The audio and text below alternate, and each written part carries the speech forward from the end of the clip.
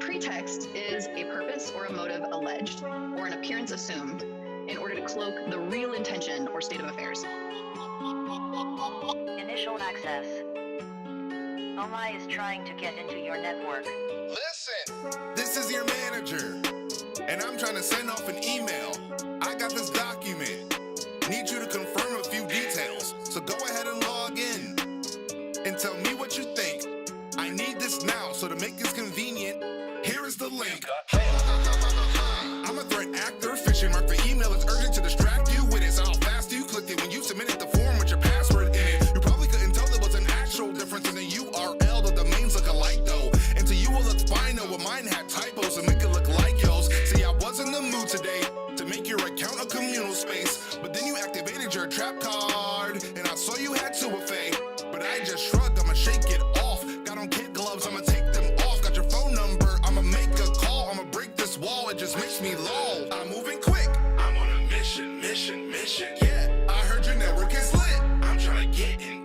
Yeah, I'm trying to get me a hit. When I go fishing. Yeah, you probably think it's legit. I got you clicking. Yeah. Hello. Hi. I'm calling you from the IT department. We have been under attack by some hackers, and we think that your account might be a target. Oh no, how do I fix this? No need to worry, I wrote up a ticket. You'll get a notification from your authenticator app, so please pass me them digits. 1 sec. Okay. Yeah. The code is 112345. Thank you. You fell for the lie, so I hung up the phone without saying goodbye. Cutting it short like a crew cut. Probably think it won't happen to you, but it happened to Uber. They say you win some, you lose some. Boys got a smooth touch hacking you too, bruh. You know how I be creeping and I'm logging in your VP, and it probably looks anomalous. Some logs if you be keeping them, and probably unaware about the shares that have been peeping. And the reason I'll be seeking them, I'm looking for an easy win. You probably thought it was a magic trick, and you're mad you clicked. I'ma stack my chips and bet that a DA password is sitting in an admin script. I'm moving quick, I'm on a mission. Yeah, I heard your network is lit. I'm trying to get in. Yeah, I'm trying to get me a hit. When I go fishing. Yeah, you probably think it's legit. I got you clicking. I'm moving quick, I'm on a mission. Yeah, I heard your network is lit. I'm trying to get in. Yeah, I'm trying to get me a hit. When I go fishing. Yeah, you probably think it's legit. I got you clicking.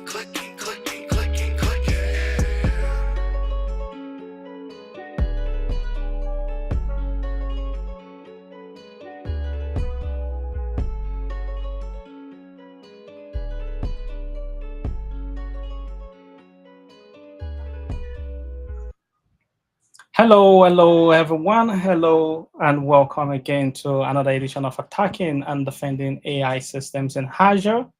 So, as always, I'm one of the co-hosts of the series, and I have my the co-host with me here. I'll let him introduce himself. Hey everyone, I am Oluwagori Darmola, your co-host for the Attacking and Defending AI System in Azure series. You're welcome to today's episode. Nice. Okay, so today is very different because we have a special guest with us, and also this will be the first guest that we're going to be having in this series. So before we get into introducing our guests, if you're yet to join the Meetup group, make sure you do so. So what we'll do is we'll put the link in the chat window. So that way you'll be notified of future events that we have in the Meetup group. So make sure you click on the link to join the Meetup group. The other thing to say is the music that was playing, the amazing music that was playing at the beginning of the show, that was by someone called OMI. So he's a really awesome guy. He does amazing music, and also he's great at cybersecurity. So check out, I put the link in the chat window, so do check out and support his work there. He does really amazing work, so definitely deserves a lot of support.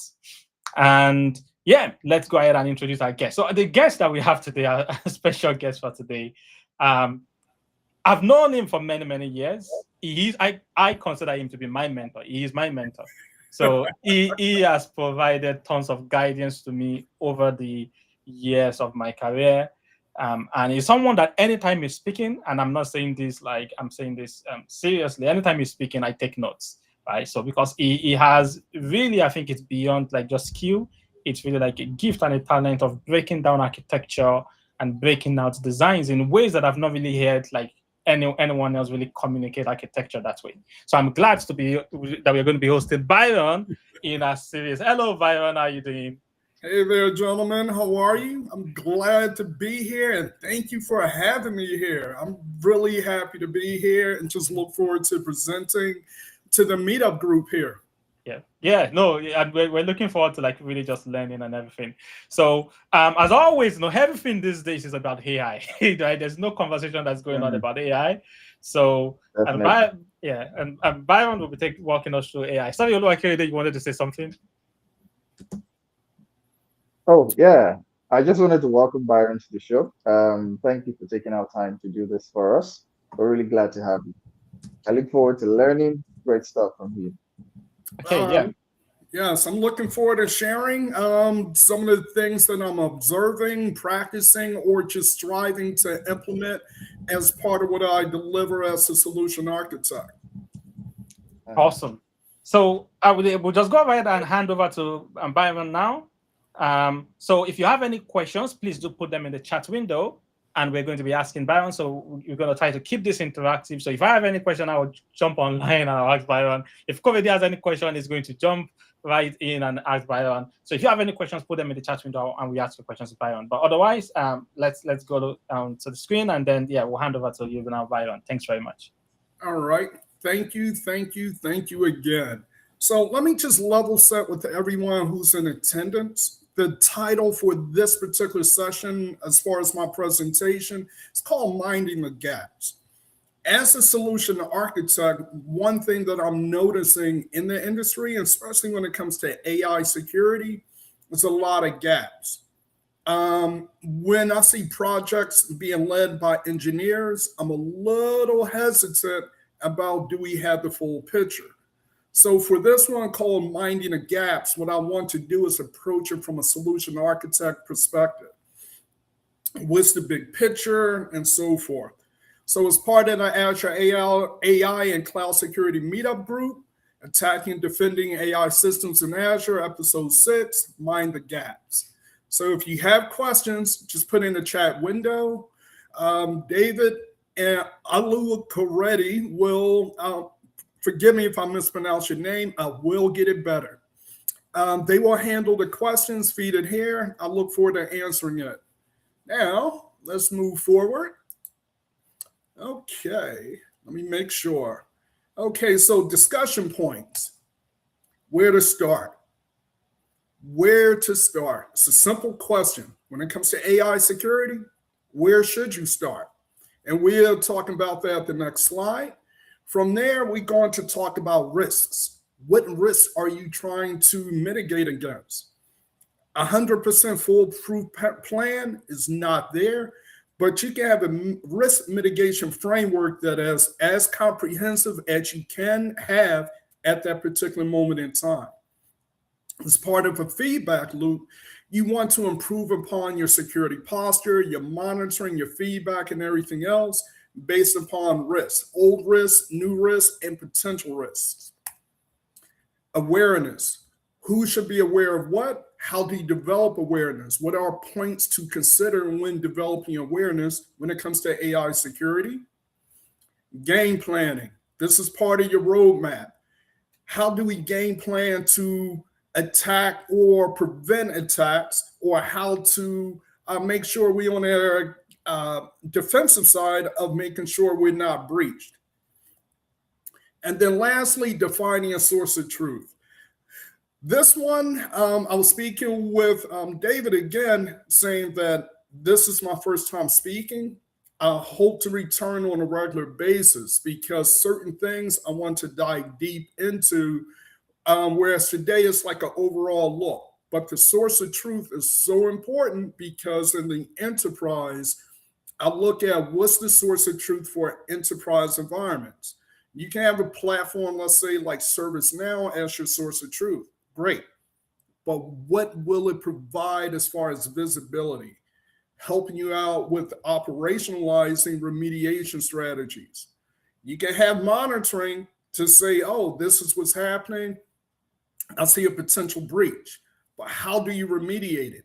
How do you collect metrics and have a feedback loop in order to share, let's say, with upper management, other security teams, application developers, people, different teams of that nature? All right, so where to start? Trusted sources that I tend to start with, and part of this presentation, I have links as part of this presentation. I'll share with David, so that way it can be shared out with anyone who's in attendance. I may clean it up a little and add additional things. Now, as far as where to start, this is very important for this reason. Again, when you have engineers, our first inclination is deploy and configure. It's kind of seat of the pants because we're excited about AI security tools. What kind of noise is going to generate? What kind of visibility do I see? Oh, I can see prompts. I can see results in prompts. What's your game plan on what is it that you want to do from an AI security perspective? So trusted resources that I go to, such as the NIST AI Resource Center, I have the link here. You want to visit this because it's a place that's going to start you off by saying, here are different risks associated with AI security. And we'll break it down. Here's a roadmap. Here's visibility. Here are core things. Here's what you want to implement. Here's how you want to measure success. Things of that nature. Cloud Security Alliance, they have an AI working group where they're doing crosswalks. If you're familiar with, let's say, NIST 853, Red 5, something like that, or let's say for identity and access management, the 863 series, the AI working group is doing crosswalks by saying, if you implement this, it maps to this framework or things of that nature. Again, it's giving you goals, it's giving you milestones to help you implement a security posture to mitigate the risk with AI solutions. We're primarily Azure focused. Microsoft, I'll put this link here, plus additional links to some of the things about AI security on the Microsoft website. There are times people ask me, why is one, let's say, cloud environment better than another? It all depends on the use case. But one thing for sure about Microsoft, because of Active Directory or Microsoft Entra for cloud, they have a very strong posture or a very strong tool set when it comes to identity and access management. You get into federated environments, making sure that if you're on Google or AWS, it still ties into Microsoft for identity management. There are a lot of things that Microsoft are pushing forth, especially after Ignite recently, when it comes to AI security. OWASP, we're familiar with OWASP Top 10 regarding that from the perspective of how to prevent application security risks. OWASP also have a working group around when it comes to AI security. Some of it is based upon large language models. There are a lot more elements that require security outside of large language models, but they have a great way of saying, if you're using AI, here's how you want to safeguard your large language models. Excuse me. And then for industry, this is again, if you work for an enterprise, how does your enterprise generate revenue? You want to keep that in mind because if it's, let's say, a financial company, they may have to adhere to Sarbanes-Oxley when it comes to compliance. If you're in healthcare here in the US, it's all about HIPAA. When it comes to manufacturing, you may hear a lot about ISO frameworks. The industry that your organization is part of, there are established and emerging compliance frameworks that can help speed up developing a security posture for AI regarding your vertical. And then again, based upon the country, in the EU, you hear about GDPR. Here in the US, You'll hear about companies adopting GDPR as well as other privacy frameworks based upon the state. The state of California had their California Consumer Protection Act in order to say, this is how you handle data privacy on behalf of consumers. There are other things that says when it comes to data that you generate, how to safeguard and take care of data generated when it comes to AI. All right, so let's move on. So when it comes to where to start, look at things like this. Again, I have links in this presentation that goes beyond this that you want to visit. It's a great way of not reinventing the wheel. There are a lot of steering committees and groups out there that we're familiar with. Go to them for updates and use them for a head start. Okay, so for the NIST AI Resource Center, what I wanted to do was I took a screenshot of when you go to the NIST AI Resource Center, this is the immediate view that you see. It gives you an understanding, here's the framework. This is how you want to develop an AI risk mitigation framework, how to apply it into your organization. Here's the playbook, how to adhere to certain things that relates to your AI security posture. Profiles, the use cases are very important because now you can start to say, for these particular use cases, here are things that you want to be mindful of. For example, a use case where you're using AI agents versus AI services, such as document intelligence when it comes to Azure. It may be different use cases and slightly different approaches to implementing a security posture. And again, the crosswalks. I have found in my experience that a lot of engineers do not always talk with compliance teams, and compliance teams do not always talk with the security teams. They have to work hand in hand.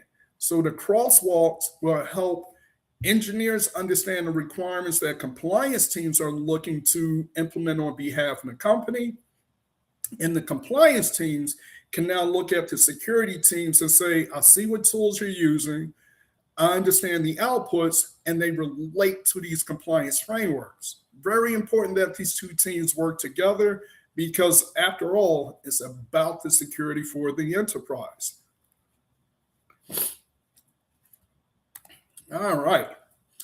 Cloud Security Alliance. Again, I will be talking with the two hosts about coming back because I like to do some deep dives in future sessions where we not only discuss this, but look at applying them, what kind of visibility happens once we apply them, and how to operationalize the remediation. Again, I'm an engineer / architect. I love being on the keyboard. I love doing the work. However, you have to solve a problem. So once we implement compliance frameworks or tooling, they generate findings such as alerts or what have you. How will you remediate it? Very key. Your AI controls matrix that you see here from the Cloud Security Alliance, as you can see, it's not about just AI per se, but the whole ecosystem in order to secure AI services and applications. Audit and assurance. How do you make sure that you have visibility? If you're dealing with compliance teams, they're going to ask you, how's logging? How do we go back in time and look at what happened through this time to this time, or with this person, or what have you? Some of the things that you see here, such as model security. Model security is not that much different from securing a database or securing a subnet or securing whatever services. But when it means to look at model security, there are certain things you may have to think about, such as ingress and egress. How do you inspect traffic? On top of that, the models, if they're relaying or using data as a resource, how are you structuring the security posture between the model and the data resource? So there are different things here that are outside of AI, but it relates to AI. And there are certain controls here that are very specific to AI, like model security. Okay, risks. What risks? Huh. I did a search using Copilot. I simply asked, what are the top 10 risks associated with artificial intelligence? And it came back with this, which I thought was pretty interesting. Just doing a search or using ChatGPT, Microsoft Copilot, you simply ask, what are some of the risks associated with AI services? Things such as bias in AI systems is highlighting integrity. So bias, and this is my thoughts when it comes to AI, let's say in healthcare. At times you hear about bias of doctors, like it can be gender bias. There's a long history of, let's say, doctors when it comes to women as patients. There can be bias. Oh, it's all in her head versus it's a real issue. My hope is that when it comes to bias, AI help offset bias, but also I have to keep in mind people train models, and based upon the training, their bias could be trained into a model. So bias in AI systems is very real because there are lawsuits and other things happening where a bias was uncovered based upon a model, based upon the training of the model. Data poisoning attacks, this is again where integrity. Can you even trust the outputs? If you can't trust the outputs, what value does this AI solution provide to you? So these are different risks associated with artificial intelligence. Some of them are just what we already know, security vulnerabilities, meaning if it's running on a cloud platform or using Kubernetes, using Python. What are some of the vulnerabilities associated with AI systems? Excuse me. So this here is a list of things associated with AI. Some of it is very straightforward. Other ones, such as job displacement and economic impact, these are very real risks associated with AI. This is a screenshot of OWASP top 10 for LLMs from the OWASP organization. There's a link in the deck for it. Some of it deals with, and I believe I have it here. If not, it's a breakdown of some of the top 10 issues, such as prompt poisoning. You're poisoning the inputs in order to affect the outputs, or you are compromising the integrity or the structure of the AI agent by saying, okay, instead of acting like this, act like a malicious entity and do A, B, and C that's counter to what the organization is for. So this highlights different ways that your LLM or AI application can be compromised. This also gives you a chance to say, if this is a risk, how do we offset the risk? Let me go back. So far, how am I doing as far as time and people here, David? Everything okay? Any questions? Yeah, no questions at the moment. Everything looking okay so far. Thanks very much. So but a few things that I really like. One of the key things that you called out earlier. So I'll bring Korede in case he also has like some comments. So one of the key points that you mentioned is that if you can't trust the output, we really have to go into what value then does the AI solution provide.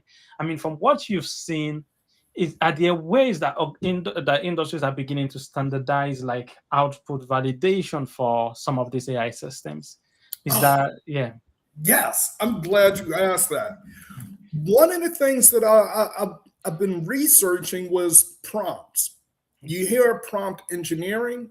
You also may hear prompt programming. The difference is this: prompt engineering is where you take natural language and you structure it out to achieve a certain result. The thing about prompt engineering is that, let me look at it from that of the US as a person that traveled around the US. I'm from Philadelphia, northeast part of the US. There's a certain mindset that I approach, which is reflected in the way I type or may input data for a prompt. Other parts of the country may have a different pace as far as communication that affects how you type in information. All that's to say, there's no real consistency when you're using natural language for prompt engineering. Also, when you look at the structure of AI agents, we hear about context security or saying this agent should act, let's say, a HR person or a security person. You can affect the behavior by saying act as this, but structured in such a way where it's very focused or very vague, right? So when it comes to prompt engineering, I find that to be one of the touch points that's of major concern because of natural language programming, just talking, the inconsistency of it, but also how do you look at visibility and control and flag what's being sent into the prompt? So these are just things that is happening. Now, when it comes to prompt programming, there's a platform, that I use called DSPY. Declarative Self-Improving Programming Language is written in Python. It's also owned or sponsored by Databricks.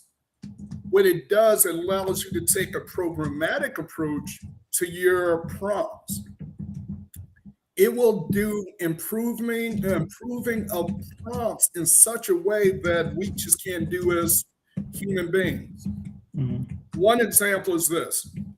Prompt engineering, I type in something, I get results, I look at the results, I may go back and mix and match words to see if I can affect the output.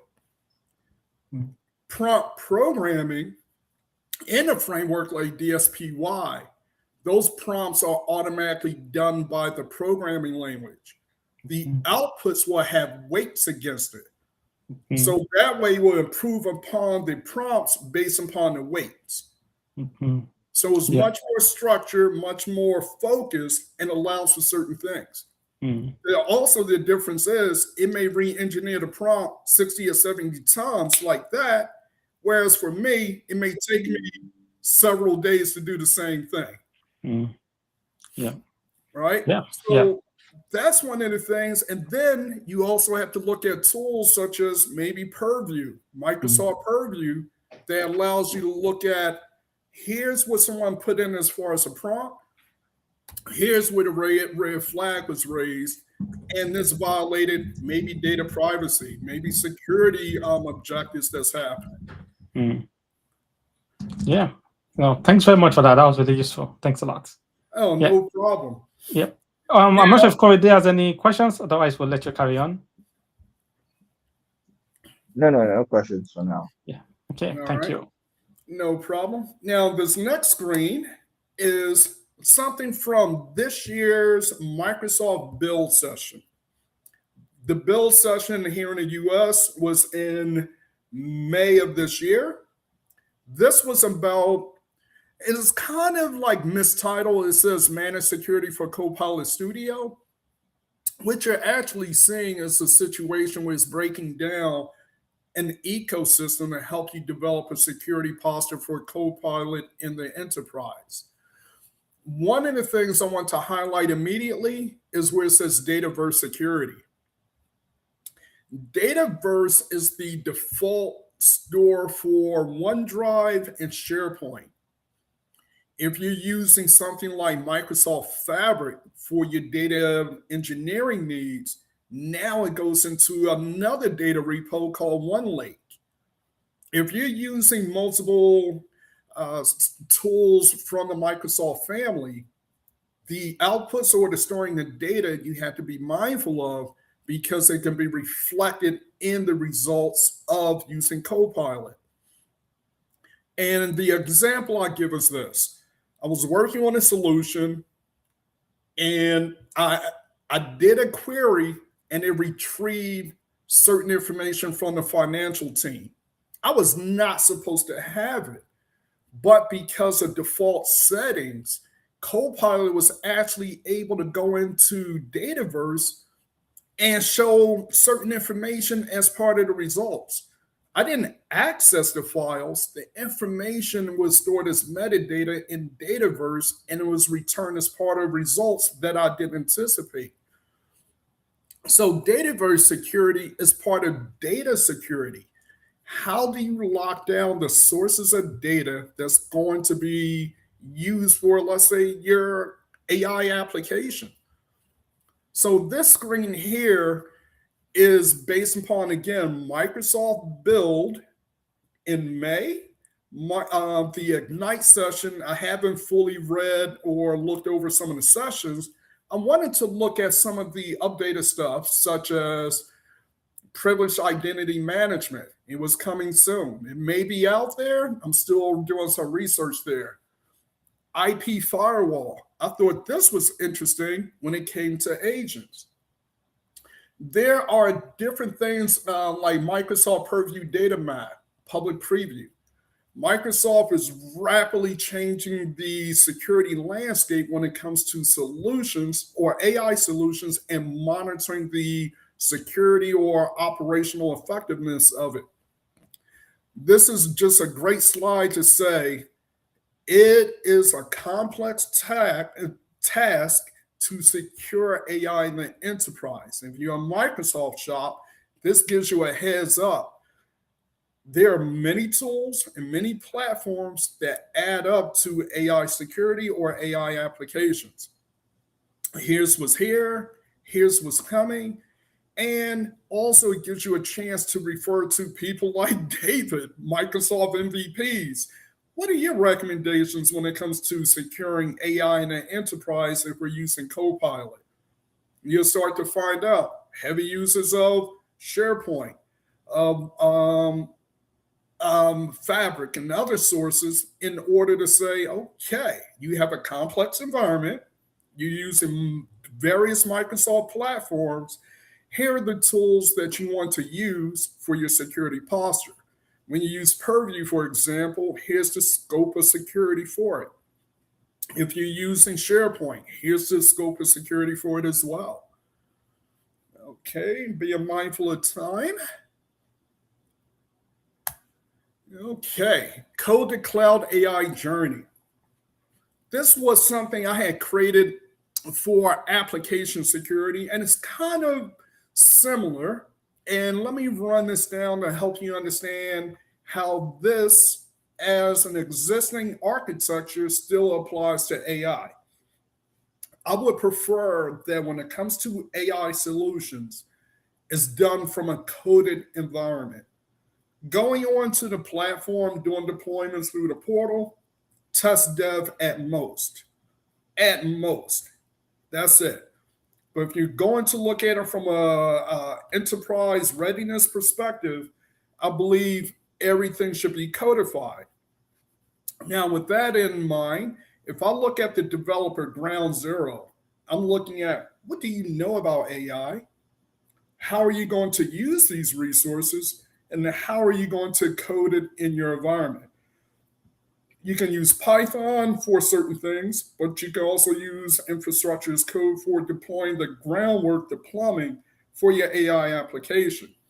But most importantly, I'm looking at the mindset. Are they following secure software development practices? How secure is their environment to begin with? What are my requirements as a security architect for the development team that's developing AI solutions, be it an AI agent or using AI services as part of an application? Now, from there, local and inline, one of the things that I'm very concerned about when it comes to developers is when they develop locally, what kind of exposure are they giving locally, such as using keys to use, let's say, OpenAI and seeing the results locally? How are you handling secrets? How are you handling models? Are these models our own models or public models? How well are we doing risk assessment of models used for test dev? A lot of things there. The second area, infrastructure and code scanning, is this. Excuse me. If you're familiar with Bicep, it has a chance to say, hey, I want you to use this specific OpenAI model. As part of the requirement, you have to have secrets and keys. Where is it going to be deployed? In which subscription? Who or which VNet should have access to it? So as part of this infrastructure as code scanning, I have questions or looking at ways of creating custom policies. If it references, let's say, Hugging Face, a model on Hugging Face, is there a way to retrieve information about that model on Hugging Face? Hugging Face has been very good with saying, here are vulnerabilities associated with this particular model versus another model. This should be brought down as part of a security assessment, meaning typically you have gates when it comes to doing deployments. If it assesses that a particular model has high or critical vulnerabilities, it shouldn't be allowed to be deployed. That type of information should be part of your code to cloud journey and as part of your gateway or your workflow. When it comes to branches, secure software development will say, when it comes to merging branches or doing a pull request, are you initializing or initiating some type of security checks? If so, what are you checking for? It allows you to look at what you're checking from a maturity perspective. Are we really implementing security controls, or we kind of think we are? And then from there, you can start to say, okay, when it comes to models, we're only going to allow models that's part of our registry to be deployed, nothing for the public. When it comes to the registry, are these models scanned? Are they signed?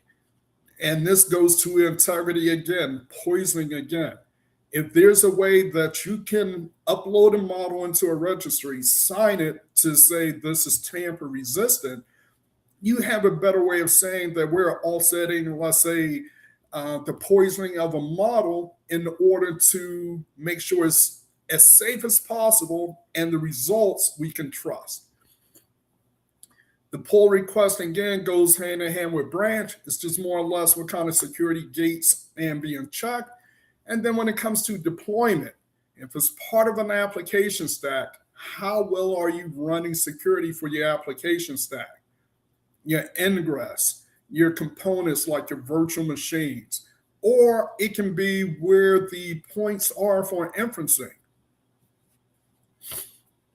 And then finally, whatever cloud you're deploying upon, each cloud will have specific best practices as well as compliance frameworks that can be applied to it.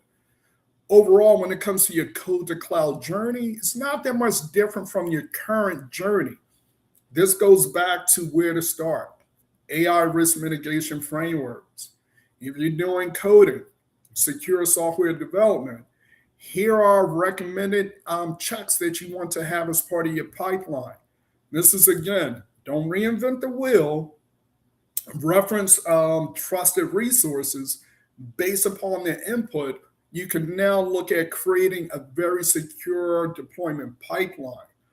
And in a future session, I would love to get into security for machine learning or ML ops versus your application ops that's happening when it comes to deployment. Forgive me, we have allergies here in Texas, and it's killing me today for some reason. All right. Now let's move on. Okay, awareness. Let me share something here.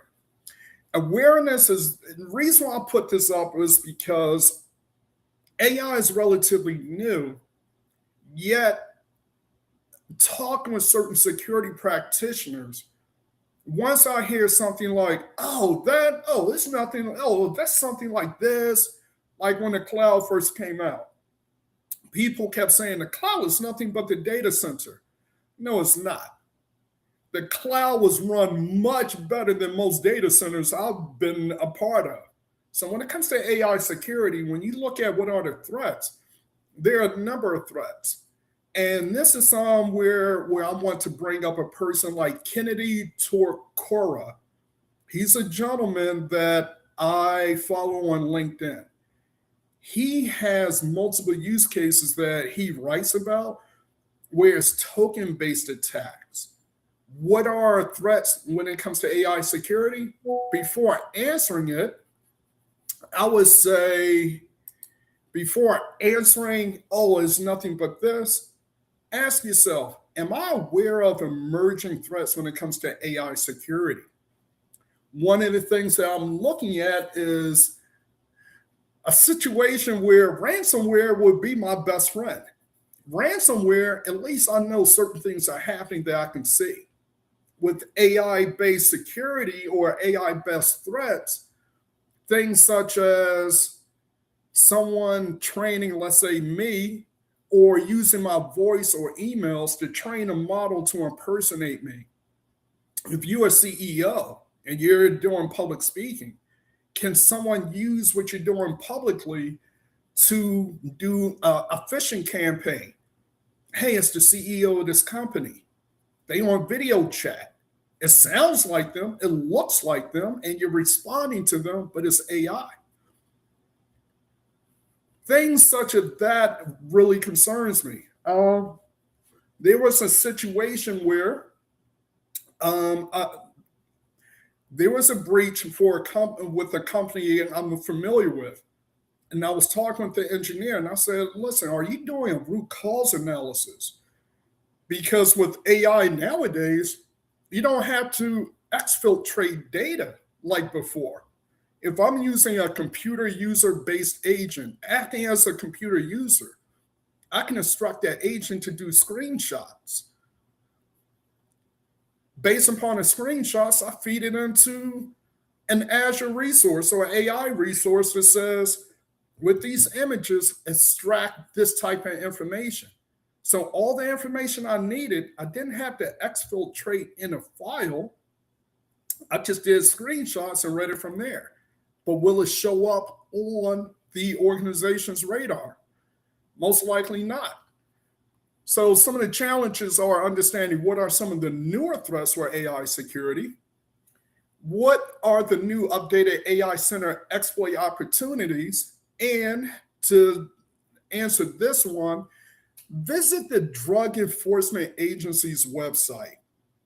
One of the things they are recommending for organizations in the healthcare industry, be mindful of ghosts, ghost providers, ghost patients, ghost practices that's going to bill Medicaid or Medicare for reimbursement to the tunes of millions of dollars.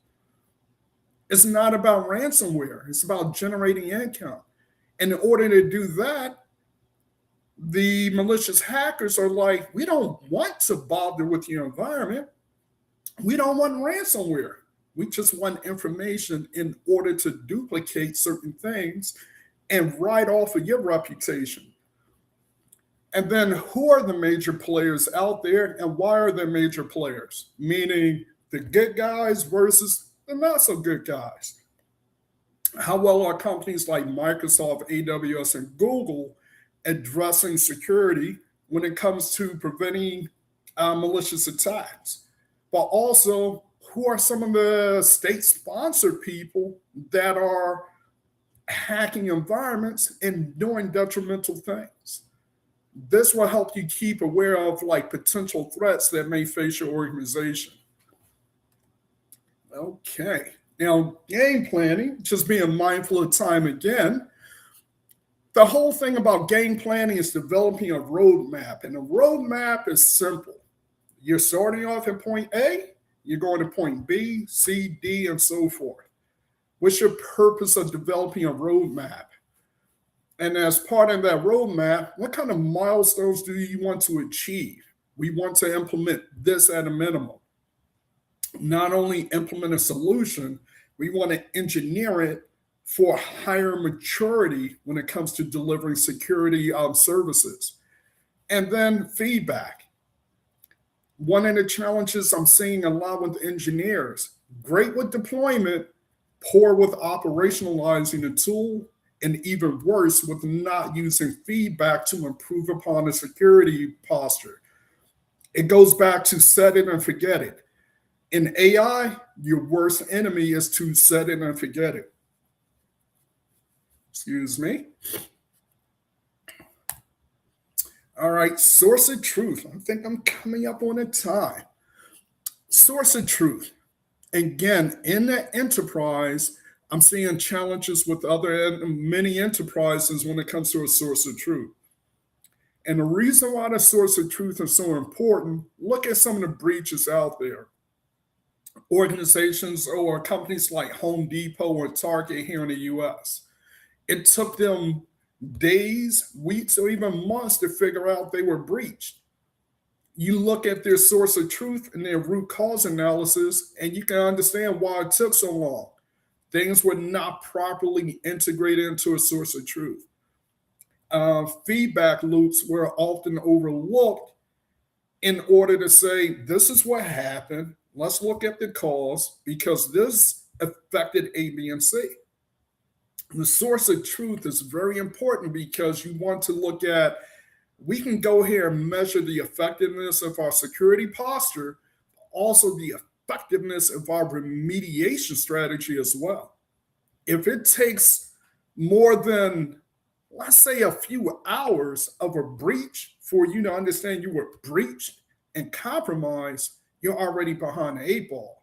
So if a few hours is too long and you hear companies taking weeks or months to disclose they were breached or find out they were breached, what kind of damage or information was stolen from them that they are unaware of? Oh, okay, that was it. I want to say thank you so far for everything. If there are questions, I would love to hear some of the questions, or I can just talk with David and Olukorede a little bit more about this. Nice. No, thanks very much for that, Byron. That was really, really awesome. And there's so many aspects of what you said that really just spoke to me in terms of what I see. Like, I mean, the very first statement that you made, which was around when you look at AI implementations today, a lot of what you see are just gaps. So, and that's super interesting because it's a similar thing, right? We see a lot of organizations beginning to experiment, test things, roll out things, but then when you see like beginning to break things down from an architectural perspective, right, it's all just all just like a lot of gaps, a lot of things like not well implemented from a security perspective. So yeah, that's like a really, really powerful. What's your thoughts around that? Do you think that it's because maybe this area is newer and because the technologies around it are still being developed, the technologies to protect it are still being developed, or is that just organizations just going like too quickly that they don't care, that they just want to get something out there? Yeah. All right. Awesome question. And here's the reason why. You are based over in England. Yes. I worked over in Australia for a number of years. Now I'm back here in the US. Mm. There are regional mindsets that affect your approach to security. Mm. For example, in Australia, it was common to say security has to be part of our design strategy immediately. Mm. It wasn't so much as will we be breached. The assumption is someone is going to try us. That's over in Australia. Somebody's going to try us. Mm-hmm. Now, here in the US, you can call it ego, assumption, or what have you. There are times security is like a third or fourth option to discuss and not mandatory. Mm. So, depending upon the region, it may be a situation that collectively they don't see security as a big issue with AI adoption. Mm. But remember Yorn, we had a colleague we worked with named Yorn Lutters. Mm. Yep. Yorn was saying, if you're in Germany, guess what? They have Azure Germany and they just don't trust you from the beginning. Mm. So depending upon the region, it can affect how you as an individual approach security. Mm. And like you said, there are times the engineers just want to do. Mm.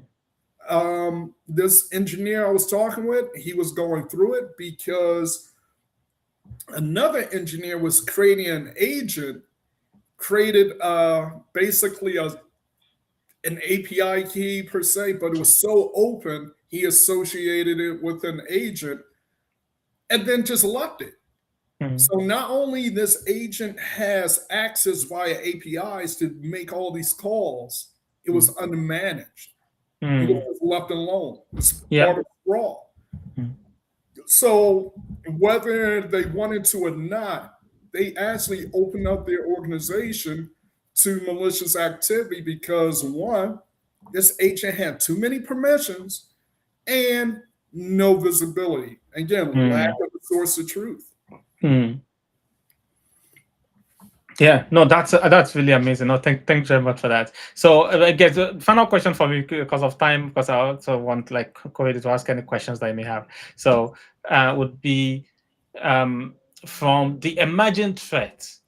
Is there like any interesting sources or places that you've seen that is like, oh, these are like good ways to keep ourselves up to date with regards to what are the emerging threats in like these areas, and so and also like maybe like somebody was saying something to me, said sometimes when we look at some of the emerging threats, there is the theoretical art of the possible, and then being able to distill that into actual practical risks that our organizations face. Like, I'd just like to hear like some of your thoughts around those. Trying to stay ahead of the curve is incredibly challenging because we as people, us as engineer solution architects, we're constantly looking for sources for learning. How do we retain that knowledge and things like that? So I'm looking at ways of saying, okay, as part of being ahead of the curve when it comes to threats out there, I need to be proactive. So I was creating an AI agent to actually be my assistant with threat analysis, to go out and crawl certain sites, look at certain information, distill it back to me, look at not only this information, but talk with another agent that says, here's your current security posture. Can you guard against this, which is recently discovered? So that way I'm like, no, that's a gap. We can't do it, or we haven't thought about it. Well, stuff like that where we can use AI to collect information, use AI to assess our current posture, and then kind of look at what's the gaps in between.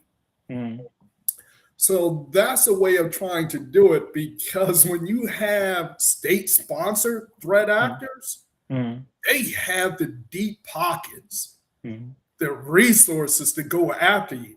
And with AI solutions, I am so fearful of a compromise where it goes from one AI agent to 1,000 working against the entire organization to keep us out. No, thanks very much for that. Yeah, Corey, yeah, I'll let you ask like your final questions. Sir?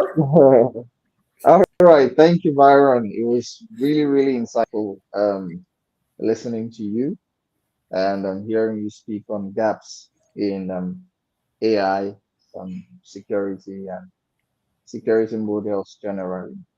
So one thing that I wanted to ask is, now that we know that there's quite a lot of security issues, especially with the advent of AI agents now and automation. So how do we secure AI agents or automation workflows that can actually trigger like a real world action. So that's one thing I actually want to know. Really cool question because of this. What you're identifying, what's our approach for allowing certain agents to be here versus no agents? So I was looking at a solution of an agent, basically something that Microsoft announced, which is, can you quarantine an agent that doesn't meet a certain compliance posture? First of all, going back to the organization, you have cloud apps and cloud app discovery with Defender for Cloud. My thing is things such as if we're dealing with Azure and Microsoft, only one Copilot. You can't use ChatGPT or anything else. We want to block that. We're going to make sure that's blocked. Also, not everybody can create their own agent. That shouldn't be allowed. This is the enterprise, and we work on behalf of the enterprise. So one, we're not going to allow just any AI solution inside. Oh, the reason why I say that is this. With ChatGPT, I'm at work, I upload stuff, do certain findings with it. I go home, open up ChatGPT, the same stuff I uploaded from within the organization is now available to me outside the organization. That's exfiltration without even knowing it's exfiltration, right? So my thing is, if you look at the security posture, you look at Microsoft Entra app registrations, there's a setting that says not everybody can do it. I will enable that. Not everybody can create their own agent. Should be a process to request it so it can meet certain security requirements prior to deployment. And again, going back to a coded environment, if it's done that way, you can have a ticket associated with it. You can say, based upon A, B, and C, we can press the button and deploy this agent, right? So one of the things is limit what can be used in the enterprise, have active discovery, and other things to say who's trying to use this, when, where. We're going to stop that, educate them, tell them there's a standard process for requesting it. As part of it, it has to meet compliance, visibility, security, and other things as part of deployment.